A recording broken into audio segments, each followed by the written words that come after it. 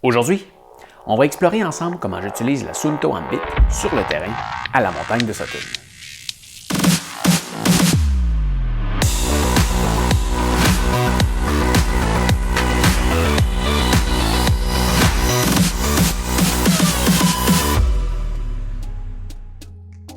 Salut! Moi c'est Pascal et bienvenue à cette 15e capsule de formation pour t'aider lors de ton prochain voyage. La semaine dernière, on a vu comment configurer en profondeur la montre Suunto Ambit pour obtenir les informations pertinentes que l'on veut avoir à l'écran. Si tu ne l'as pas encore vu, je te recommande d'aller voir la capsule en cliquant sur le lien juste ici. J'utilise la montre Suunto Ambit depuis plusieurs années et j'ai moi-même appris plusieurs choses en faisant la formation. Cette semaine, Simon s'est joint à l'aventure. Non, pas le Simon que j'ai rencontré lors du dernier voyage dans le nord de l'Europe. Le Simon qui est mon ami proche depuis mon enfance et qui m'a fait découvrir cette passion pour le plein air. Sutton est la montagne sur laquelle je me suis mis en forme. Il y a quelques années, on venait la gravir au moins une fois par semaine, plus rapidement à chaque fois. Cette montagne est belle tout le temps, mais plus particulièrement en hiver. Je vais alors te la faire découvrir en même temps. Mais parlons tout d'abord de la montre. Une fois arrivé sur place et que j'ai enfilé mes souliers à crampons, mes vêtements d'hiver, je pars la montre avant même de faire les premiers pas. Premièrement, je clique sur le bouton Start Stop pour accéder au menu. J'entre dans la section Exercise, puis dans mon cas, Hiking. Comme j'avais demandé à la montre de rechercher ma ceinture cardiaque, elle attend de la retrouver. Mais je ne l'avais pas emmenée avec moi, alors je clique sur Later pour l'oublier pour le moment. En passant, si tu as de la difficulté à connecter ta ceinture au début d'une activité, c'est soit que les batteries sont mortes ou qu'elle n'est pas assez mouillée. Ce sont les deux bandes de l'autre côté qui captent tes pulsations cardiaques. Et durant une activité, c'est ta sueur qui les stimule. Pour l'aider au début, je me mets un peu de salive sur les doigts et je les réapplique sur les bandes. Généralement, ça se connecte assez rapidement. Ensuite, la montre recherchera le GPS. Essaie d'être dans l'environnement le plus ouvert au ciel autour de toi et n'obstrue pas la partie noire en dessous de ta montre. C'est là que se trouve le GPS. J'ai déjà vu quelqu'un qui avait de la difficulté à se connecter au GPS à chaque fois avant de faire une activité parce qu'elle tenait sa montre comme ça. Le pouce sur le GPS. Ça va assez mal pour trouver les satellites. Et je suis sûr qu'elle se reconnaît. Une fois que tout est trouvé, on peut partir l'activité en appuyant sur Start. Puis, lorsque je vais me promener dans le bois, j'active souvent le mode navigation. Pour ça, j'appuie sur le bouton Next. J'entre dans Navigation.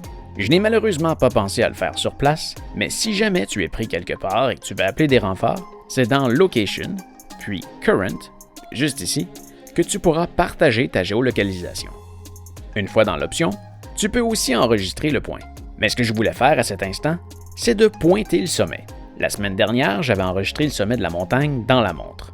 Je peux alors le retrouver dans POIs pour Point of Interest ou Point d'intérêt. Les logos que je parlais la semaine dernière sont visibles juste ici. Les drapeaux sont des objectifs et pour Sutton, on peut bien voir le petit logo d'une montagne. Alors je sélectionne Sutton, puis Navigate.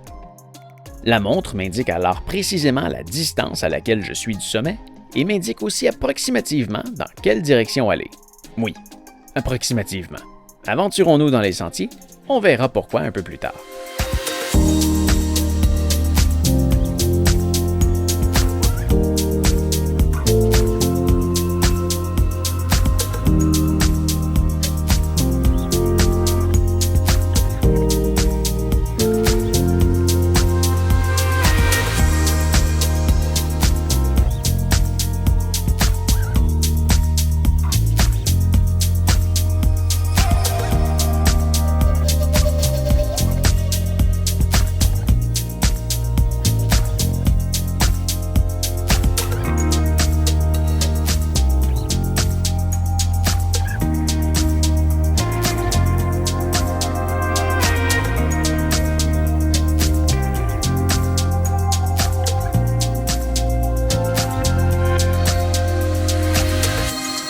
On approche maintenant du sommet. La montre m'indique que nous sommes à 611 mètres de l'objectif et la flèche me dit qu'il se trouve droit devant en pointant avec la ligne rouge. Mais il s'agit seulement d'une approximation, car lorsque l'on est arrêté sur place, la montre utilise la boussole pour la direction. Pour avoir une information plus précise, il faut simplement se mettre à marcher jusqu'à ce que l'on voit 2 lignes apparaître en haut de la montre. Comme ça. À ce moment, la montre calcule la géolocalisation des derniers points GPS pour déterminer dans quelle direction on marche. Alors encore une fois, le sommet est à 608 mètres de moi et je devrais m'orienter 85 degrés vers la droite pour y aller le plus directement possible. Mais il y a des sentiers sur cette montagne. Alors je vais continuer de les utiliser.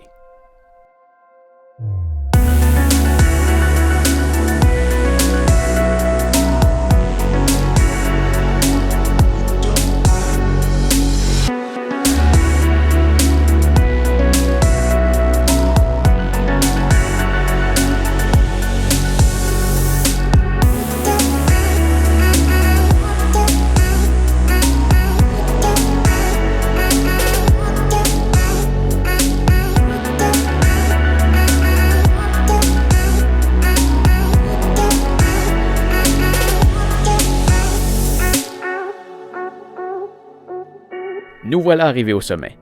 Si la montre m'indique encore 144 mètres, c'est que cette montagne a 2 sommets et que je n'ai pas pointé le bon sur la carte. À mon avis, celui-ci est le bon, car il est légèrement plus haut que l'autre.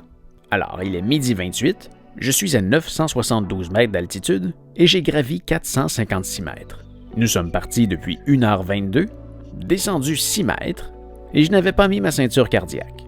Alors, pas d'infos sur mes battements de cœur. Sur l'autre page, on voit que nous avons parcouru 3,26 km à une vitesse moyenne de 2,4 km/h. Mais nous allons maintenant redescendre par un autre sentier et j'aimerais savoir dans quelle direction se trouve la voiture pour être certain de garder le bon cap.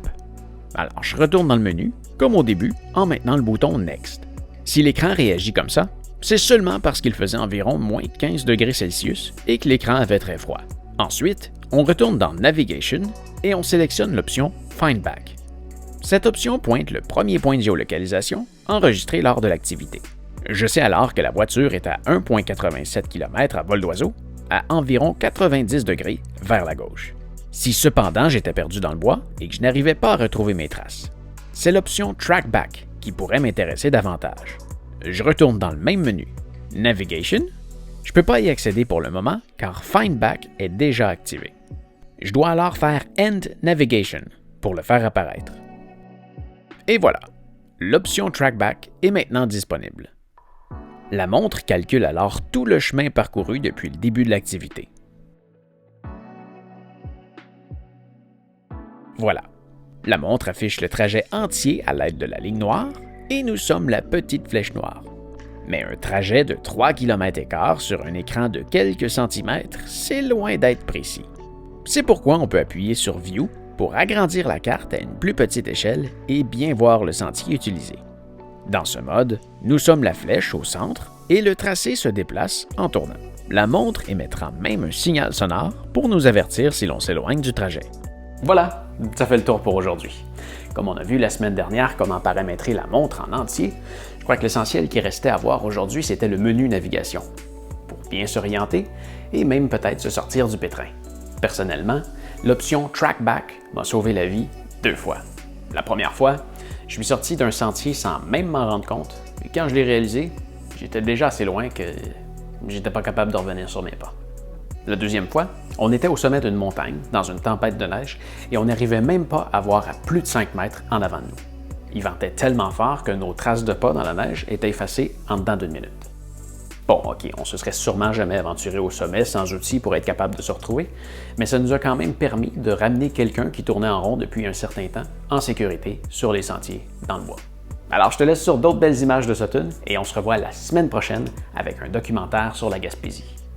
Manque pas ça. Salut!